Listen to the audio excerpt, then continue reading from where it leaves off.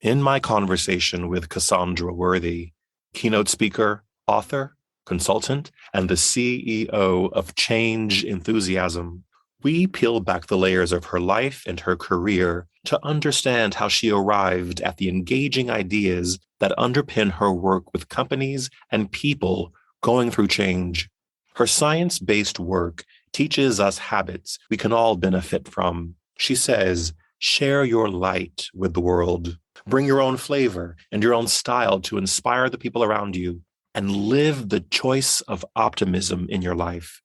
As Cassandra puts it, I can do or be anything I want.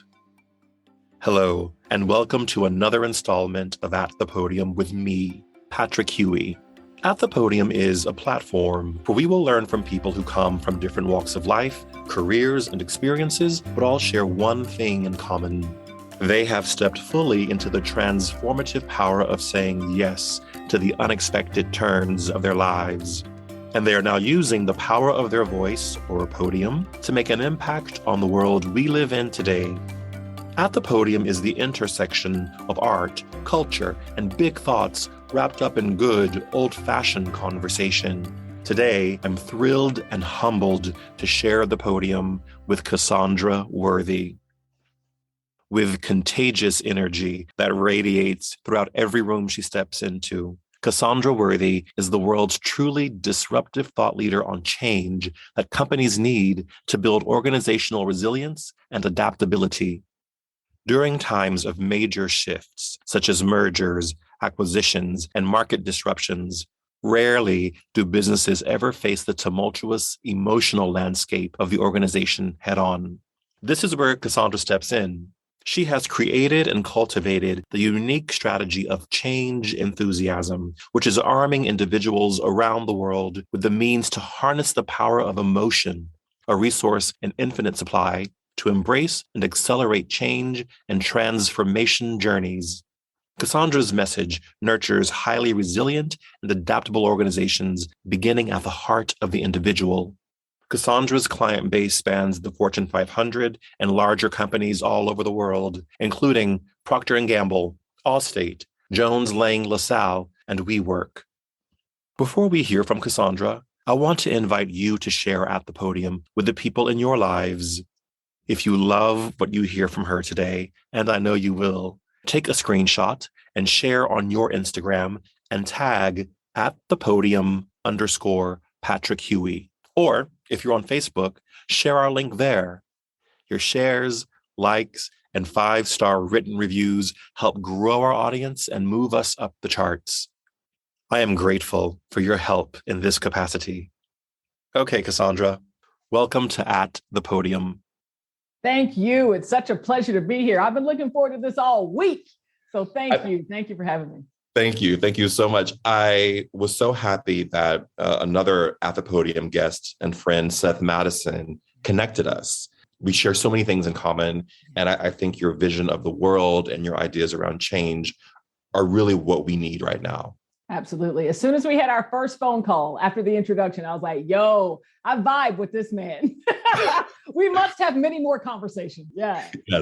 Yes. So, Cassandra, I think if ever there was a time for change enthusiasm, it is now. And I would love to hear from you. What is change enthusiasm and how do you look at it in this time of tectonic shifts in work and how work is made through this specific lens of change enthusiasm? Yeah, for sure.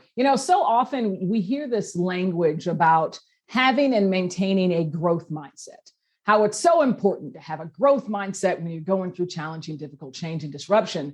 But very seldomly do we hear the how. Do we see a roadmap? What is that? How do you practice a growth mindset? And so that's really what I'm striving to give with change enthusiasm. It is that growth mindset that we all really are sought after as we go through change and disruption. As you know, I'm a chemical engineer by trade. And so I thought about this in a very, very pragmatic way. And I wanted to create the roadmap for one to practice this mindset and really experience growth through any change and any disruption. So I created a 3-step mental practice, a mental practice. And the steps are the signal, the opportunity, and the choice. And I'll quickly break down all three of those steps just so you can get a flavor of how one could put this into practice. So the signal are what I see as these really difficult emotions that we often feel when we're going through really big change, especially those types of changes that feel like they've slapped us across the face and hit us on the ground, and we crying and we can't get up and we're saying we didn't ask for this and why am I on the floor right now?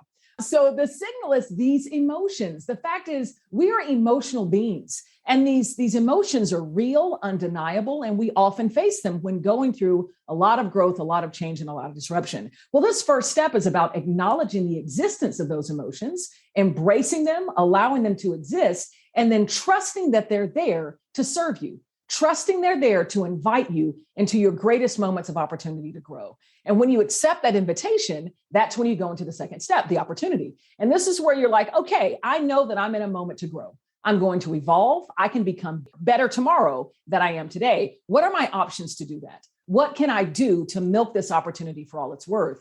And then you're ready for that last step, the choice. The choice is one of the most powerful tools we have in our arsenal of humanity. And through the power of choice, you can begin to transform all that emotional energy. You can transform any anxiety or fear into hope and anticipation, thinking about all the good that's in store and everything that you'll learn. And it's not about leaping all the way from anxiety to anticipation with just one choice. It's about making those small choices every day and every moment, those many, many decisions, many choices to get yourself to the next best feeling and really reach that better result, knowing that you are growing, you're evolving in that moment when going through that change. It's a practice. It's a practice every day. And I think what's really compelling about change enthusiasm, and we mention it, reference it in your bio, is that it's really holding companies to task on addressing not just the merger or the acquisition that's happening, but what is the emotional impact that is having on the employees within that company who are living through it? Because so often we don't talk about that, because emotion is sometimes a bad word in the work environment. People don't cry. We're not supposed to get angry. All these human emotions that we stifle down because they're not appropriate for the work environment. But it seems like in a way you're saying, no, go there, step into that. And how do we fix that?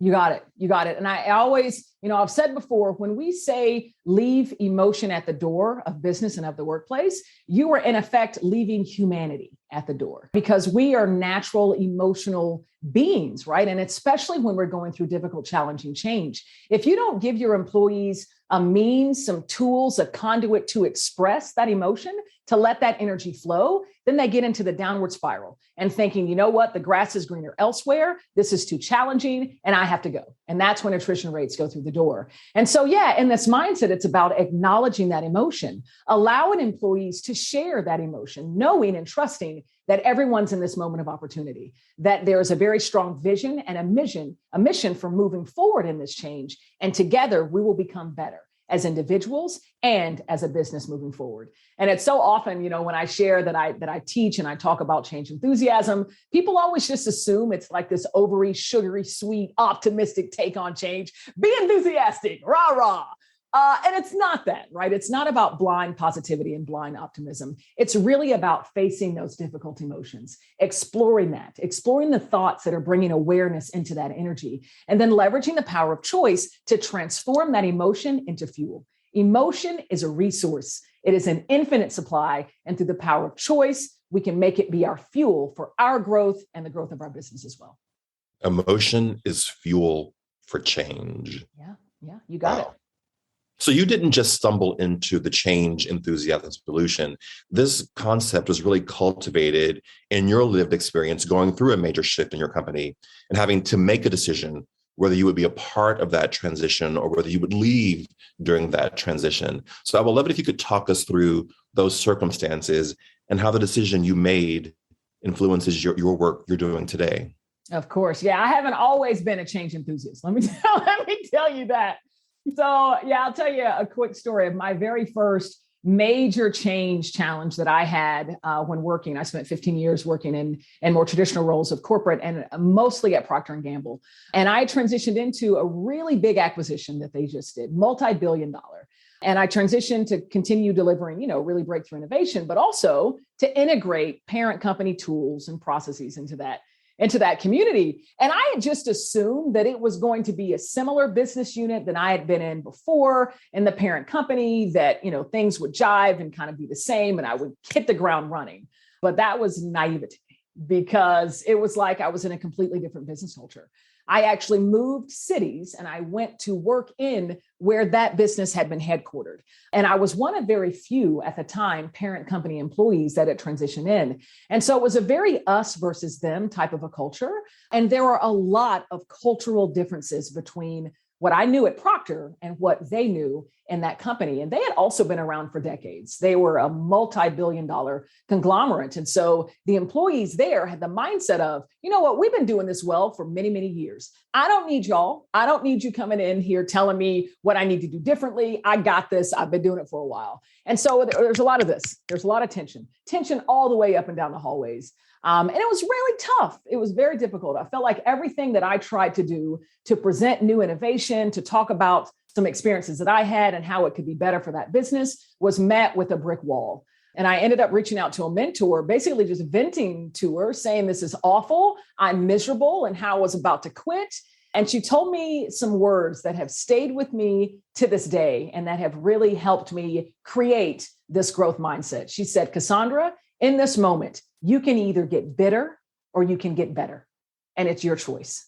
And her telling me those two words and putting me in that seat of power that it was my choice.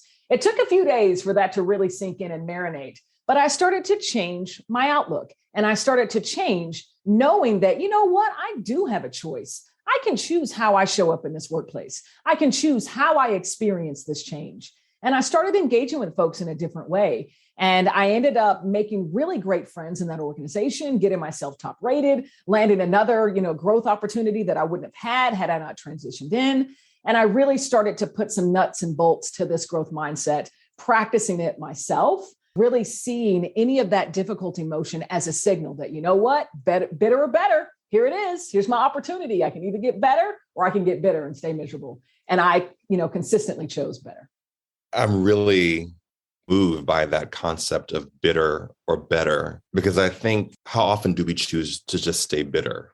In a way, that's the easier choice, right? It's my self-righteous anger. My company was sold. The new company doesn't want to play ball. I'm just going to go home. I'm going to find a new job. Yeah. But I think the harder course is sometimes doing the better. Yeah. Maybe the more rewarding choice is doing the better. Yeah. And oftentimes that better isn't immediate.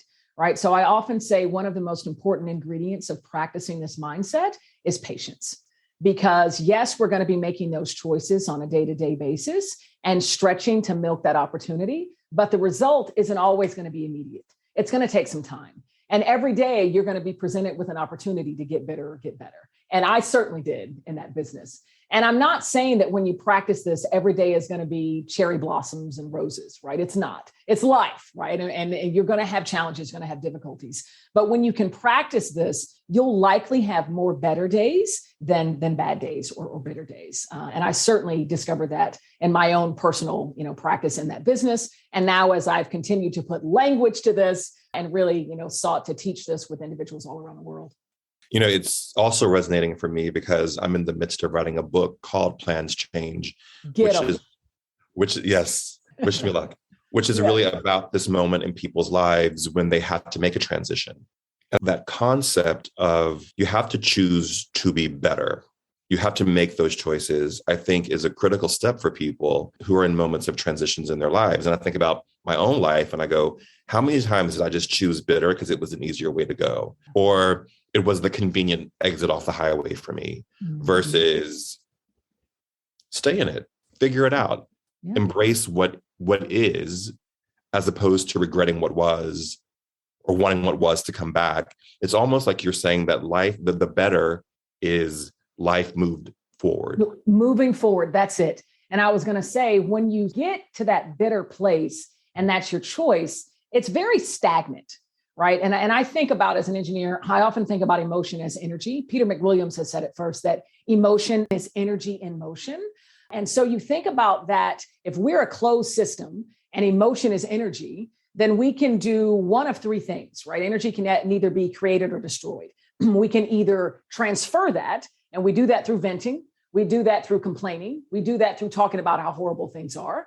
But when you do that, it's just like this energetic game of hot potato. But when we can transform through the power of choice, that's when we can really start to accelerate and move forward, right? Transforming the signature of that energy into fuel and something that's going to get us excited to step into our day, knowing that we're going to grow and become better. And of course, the other third way that we can deal with that energy is by ignoring it, by suppressing it, by conserving it.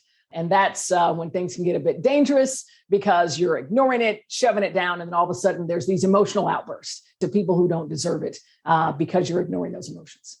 So you referenced being an engineer. That STEM training seems to shape a lot of the work that you're talking about.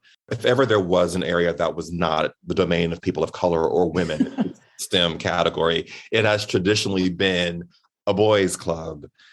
I'm curious, how did you put a crack into that glass ceiling?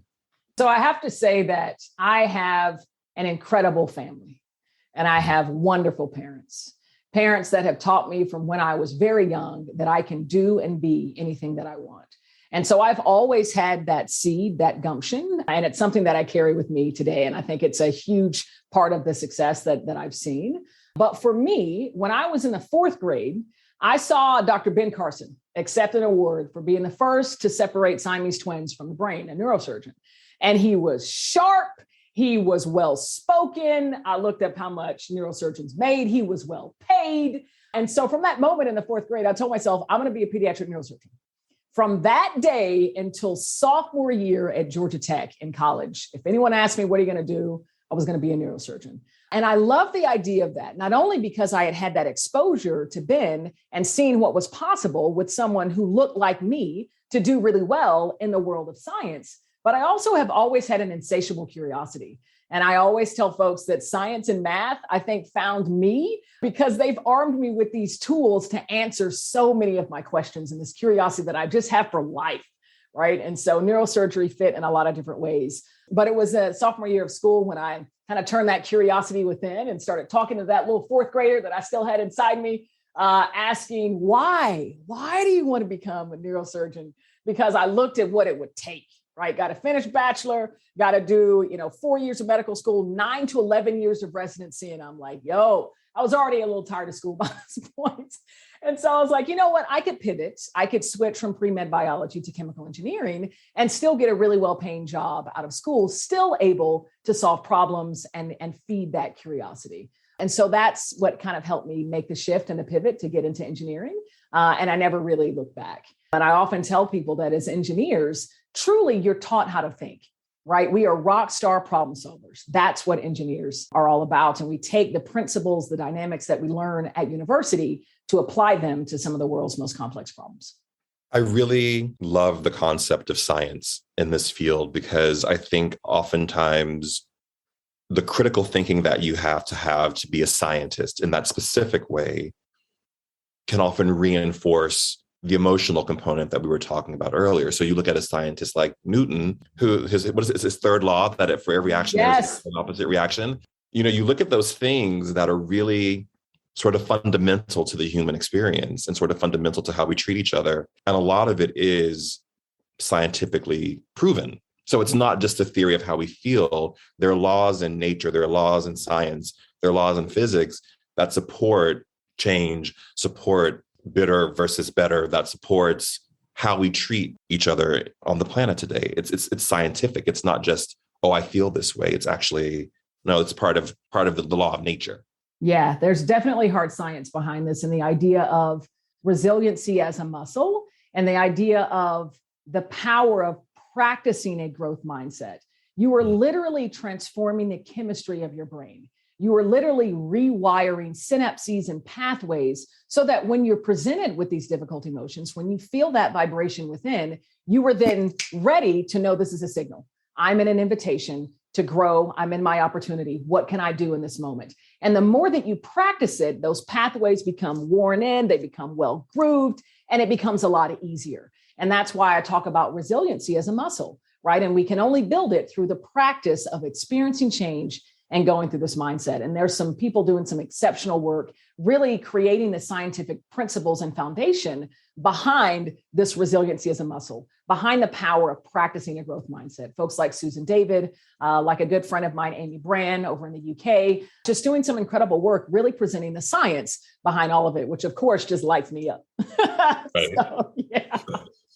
When you were talking about your educational journey, so when you were going through your education and beginning your career and putting chips in those glass ceilings, did you have an awareness of what the optics meant of you being in the room? I ask this because oftentimes people who are firsts, people who are trailblazers can sometimes feel tokenized in the areas that they are changing the narratives for. And I wonder how you would speak to that in your own career.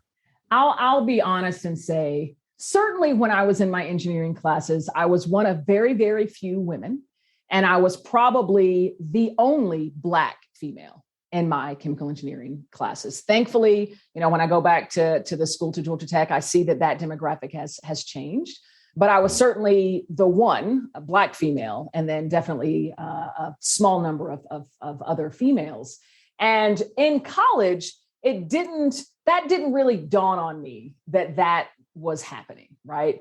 And for those folks who know me, I am very much so a glass half full, very optimistic, seeing the good in all type of a person. And it really wasn't until I got into corporate and I started to engage with the African American affinity groups, the other affinity groups, really understanding the dynamics at play within the business and the corporate landscape to elevate us, to make sure our voices are being heard, to make sure that we're being represented across every level in the organization. And that's when I really started to think more about the importance and the power of being in the room, the importance and power of building the room and inviting people into it. And so I've really stepped into that, I think, in a big way, especially given now that I'm invited onto these platforms, talking to senior leaders, C-suite executives. I'm in the room with these CEOs. And I really feel that it's incumbent upon me to share my perspective and bring my full authentic self into the work that I do. And I often tell folks that in corporate, there became a point where I would be in a boardroom, and see that either I'm the only woman or I'm the only person of color. And I loved it. I loved it because whether you like it or not, there is a spotlight on you. There is a light shining on you. And you can step into that light and choose how you show up in that spotlight. And so I got jazzed about it. I'm like, you know what? They're already looking at me. So let me give them some real flavor. Let me give them some powerful perspective, and make sure that my voice is heard at this table with the spotlight on me, being the only person of color in the room. So yeah, I often invite folks who feel that way, that I'm the only one. There's a light shining on you. So why don't you share your light that you have to give to the world in that moment?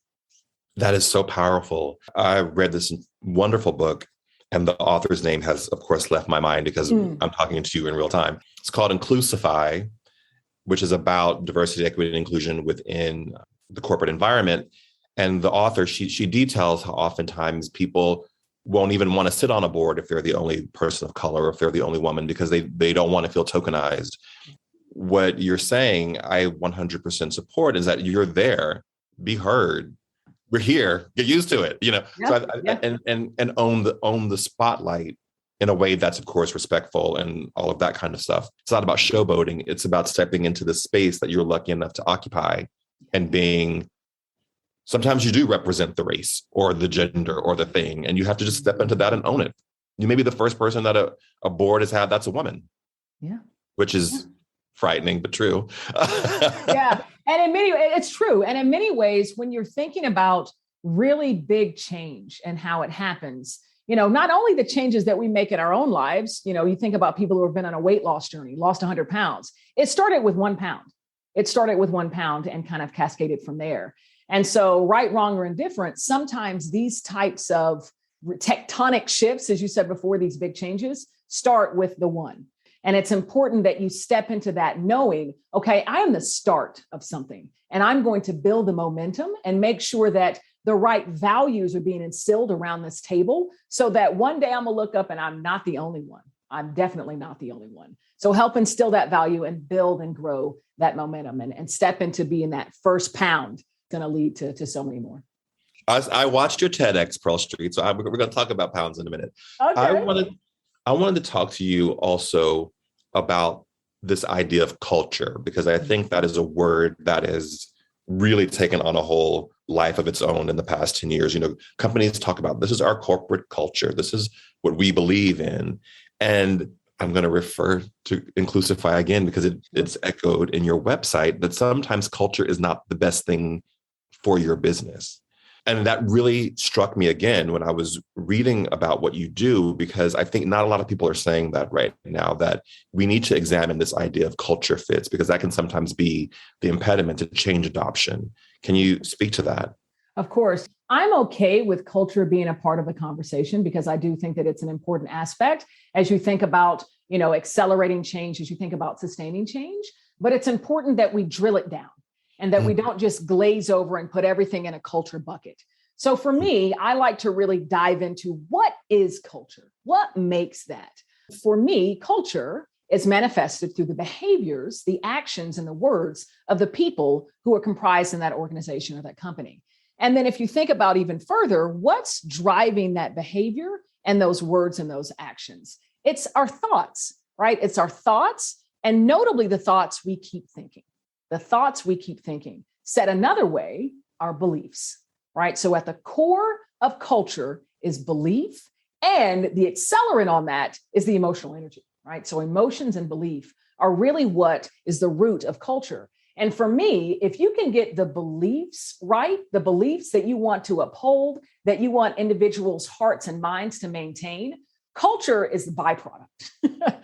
Culture is the byproduct. If you can get crystal clear on here's what we believe in, here's what we see as a personal truth, as a truth for this organization and this business, and here are the behaviors that embody that belief, culture will happen. That culture that you strive for should happen. And of course, you got to do some, iteration loops to make sure you have those right behaviors identified, but drill it down to belief, drill it down to that emotional energy that, again, is the fuel, to fuel that culture. So I think oftentimes that's why culture change can be so slow, because people aren't diving right into, here are the core beliefs, here are the behaviors that I think need to make this culture that I want to move forward in. And then getting leaders, all the role models in the organization on board so that they're role modeling that behavior. Because so often, the thoughts that we keep thinking, they are, they happen either because of communication that we see, because of interactions that we have with our peers, with our managers, and the behaviors that we see around us. And so often, I have not my clients, but some other companies that I know that say they have a certain type of culture, but when you're in the walls, they're behaving very differently than what the culture says on the wall. And so you have to make sure that that behavior is congruent with the culture that you're actually striving for. Is there a difference between culture and values? Yes. So I would relate value more so to belief. Value is something that I hold as a truth, something that I see to be important, right? So I think of value and belief being the driver that manifests culture. So I wouldn't make value and culture synonymous. Rather, I would put value more in tune with the beliefs that you uphold.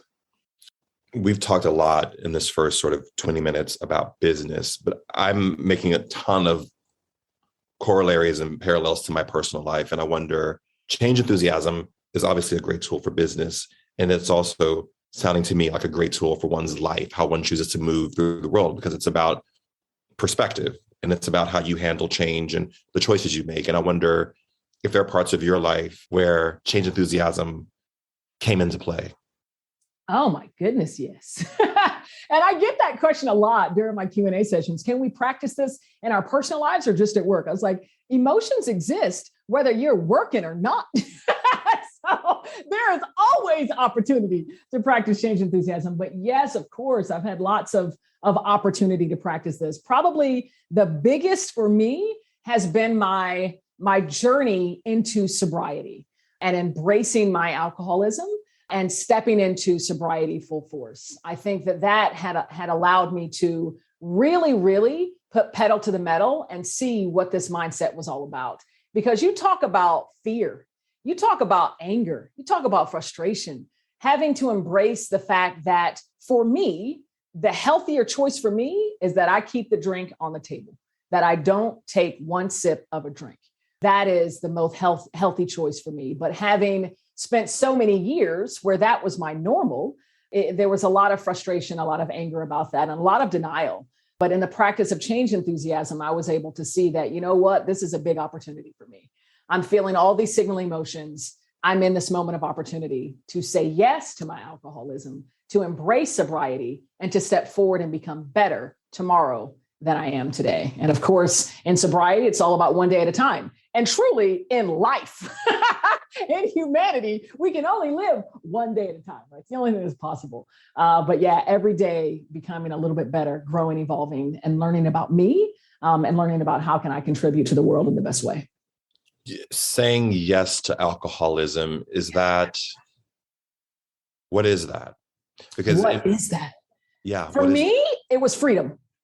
For me, it was freedom.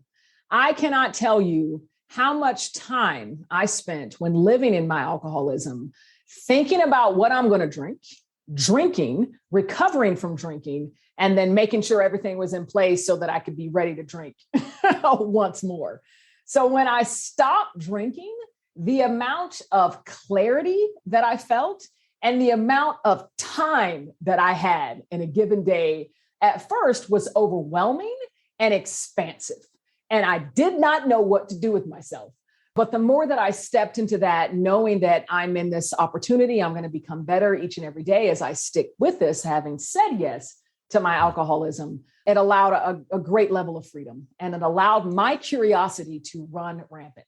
And I'm already, like I said, having insatiable curiosity. But prior to embracing my alcoholism, it was all externally focused, right? Curious about the world, solving problems. Well, in that, I got curious about me. I got curious about me and asked a lot of why questions to myself. And then I discovered authors like Michael Singer, like Gary Zukav, like Thomas More, and just filled up, my spirit and really started to, find some answers for myself about why I'm here. What are my natural gifts and my talents? And how can I share this? How can I be a vessel of this divine light and have it shine as brightly as I can around the world? And that really what set me on a crazy trajectory when I did that. You said earlier that you come from a very supportive family. Do you know why you drank? Were you able to figure that out? If you had a familiar support in place, one could possibly think, well, that person wouldn't have a need to drink. But I know I'm being very reductive here, and why people drink. But no, it's completely fine, and I appreciate the question, so we can shed light, at least on my perspective of my journey. Correct. But yeah, so actually, both of my parents are recovering alcoholics as well, and so I do think there was a genetic disposition that was there. And the other thing specific for me, when I really started getting into my drinking career full-fledged and really started excelling in that career, was when I was really coming into my sexuality, my queerness, stepping into, who I am as a person. And there was a lot of vulnerability that could have happened, but the alcohol gave me some courage, gave me kind of, pump my chest out a little bit so that I could step into being me, being queer, in a way where I felt more comfortable. And since it was at that time when I was first coming into being myself, I couldn't really feel comfortable in my own skin without the drink. And so it became kind of a necessity. If I'm going to be me, I'm going to show up and I'm going to be bright, vibrant Cassandra. Where's the drink? And so, that continued. But astonishingly and gratefully, I was still able to maintain my professional career and excel at that as well, which, I had a lot of fun and really, really enjoyed the learning, the growth that I experienced in corporate as well. But it's like I was doing both these careers, drinking and my professional life at the same time. And the drinking was feeling a lot faster at some points than the professional career. But I think there was the genetic disposition as well as my coming into striving to be comfortable in my own skin and finding that alcohol gave me some armor and a sense of courage to do that. Yeah, my stepfather was an alcoholic, and he was a functional alcoholic. So when he was drinking, he could keep a job, he could do all the things he was supposed to do for the most part. Mm-hmm. But when he got sober, he couldn't work at the level that he was working at before. He couldn't provide at the level that he was providing before. And that may have nothing to do with him being sober or not. I mean, I don't know what was inside his interior life, but it's interesting because you almost said your career was going along. It wasn't going along as fast as your drinking career, but your career was going on. So I'm always, whenever I think about alcoholism, I think about him because the inverse happened. He got clean, he got sober, but the work-life piece of him did not ever truly come back in a truly impactful way. And it was always interesting for me to watch that. Yeah. And it's so interesting. The more that I learned about the disease, the more that I learned about myself, there's something called, I think it's an environmental learned skill. And for me, it was pool, right? Shooting billiards. When I was drinking, I was good. I was good at shooting pool. And it became this learned skill that I only knew when I was drinking. When I was sober, I was horrible, horrible at it. So I understand that. I can relate because in some ways it became understood. This is how I show up to work. This is how I'm able to do it because of this condition, because of this state that I'm in, I'm able to do it. You take that away, I'm no longer in that condition. I'm lost. I don't know how I'm supposed to be. And there was some small part of that in my early days of sobriety, but thankfully I hadn't gotten yet to the point where I was consistently in that state of intoxication. There were ebbs and flows, but there were certainly, many, many days throughout the week where, I was indeed sober. So I think that helped me. And I think it made it so I could find a way to be me, to be comfortable in this skin, to share my authentic light, my power in full sobriety. And I know that I would not be here talking to all of you in this moment if it wasn't for my saying yes to the fact that I am an alcoholic and stepping fully into my sobriety and the tremendous clarity that it's afforded me. Thank goodness, right? Thanks for saying that. Thank goodness. But yes. In your TEDx that you did for Pearl Street, you referenced the alcoholism, and you also talked about how you lost 50 pounds. And I that so struck me because the two addictions that we all live with in this country in some capacity is either alcohol, drugs, or food. I think we're all food obsessed. We're probably all food addicted to some degree, and to be able to lose that amount of weight, that really struck me about who you are as a person and what you can accomplish. How were you able to even do that? Yeah, I think that was a waterfall effect. So, in sobriety, I started reading all about habits. How do we develop them? What are they all about? And I think for me, the alcoholism was what they call a keystone habit, something that was really at the core of the way that I operate. When that habit changed, all the other habits that I had, it was that much easier to change them. And also, if you just think about alcohol in general and what you're doing, that's caloric intake. And when I'm having a drink, I also like to have some fried food and like to have even more calories. So I think that, once the drink got put down, I wasn't having nearly as many calories anyway, because I wasn't in that state of intoxication. But yeah, when you can shift a really, really big core habit that you have, that keystone habit, and for me, it was drinking, a lot of the other habits can change a lot easier because it's almost like you create a blueprint. And again, you're rewiring your brain. And as that brain gets rewired, it becomes ready and has a higher propensity to change other pathways as well. And so I think that it was, all that weight loss was a kind of a byproduct of that habitual change and really striving to just transform my life. Where did this all come from? Who influences you in your life? Because it's powerful. Yeah. I will say the strongest seed, and I alluded to it earlier, it really came from my mom, who told me I can do and be anything that I want. I can do and be anything that I want in this life. And that truly has stuck with me. It is something that is a personal truth, is a belief. It is a certain knowing in the very core of who I am. And so that allows me to step into any room with a level of confidence, knowing that I'm going to be me fully, authentically, and then let the chips fall where they may. But it allowed me and enabled me to stretch for really big goals, to stretch towards a vision, knowing that I had the power to manifest it. So I think that has really been the core and the key guide behind all of it. I will also say that the reading that I did when I first entered into sobriety, and I've always, again, had this curiosity, spirituality has always interested me, but I never really got into it in earnest because it's drinking time. But in sobriety, I really, really dove into a spiritual journey and a spiritual pursuit. And so, like I said, Gary Zukav, Michael Singer, Oprah has been a huge inspiration, as she is to millions. But I'll tell you why. A lot of people say Oprah's so inspiring. I'll tell you why she is for me. I see her as someone who stepped into being herself and being herself fully, knowing what she was naturally and uniquely gifted at, and staying in that lane and excelling. And I think that there's a power in that when we can recognize what that special innate gift is within us and let that light start shining, we can really, really lighten up, right? We really, really get bright when that happens. And I think that she inspired me to strive for that in my own self, to strive for my lane, to identify what that is for me, and to step into my full authentic power as big and as fully as I can. That's why she's a huge inspiration for me. And so often, you hear people say, you remind me of Oprah, you're the next Oprah, not necessarily saying it to me, but you hear that. And it's like, I don't want to be that. Oprah is who she is, and she's incredible. No one else can be that. You know what? I can be the best Cassandra Worthy on the planet. No one else can be Cassandra Worthy like I can.